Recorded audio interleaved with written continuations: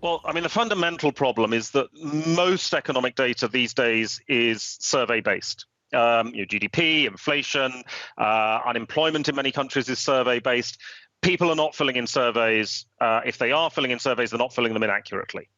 And then we've got lots of little differences between countries in how data is calculated. Now, in normal circumstances, this doesn't matter. But in the current situation, these small differences suddenly magnify into huge problems. So UK is a good example. UK second quarter GDP, terrible number, absolutely awful.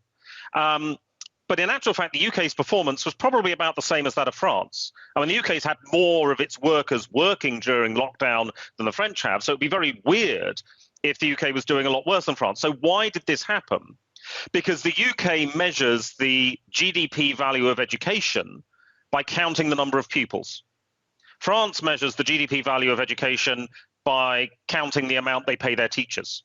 So if you've locked down schools, you've got no pupils, but you've got teachers still being paid, you get completely opposite effects for exactly the same economic circumstance. Now, normally this doesn't matter, but obviously in this situation, this has become a huge, huge issue, and it's creating complexity and misunderstanding about relative data, where we're going, and so on.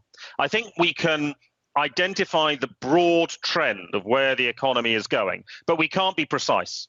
There is no precision in the data. Decimal points are purely there to add an element of humor to economic analysis.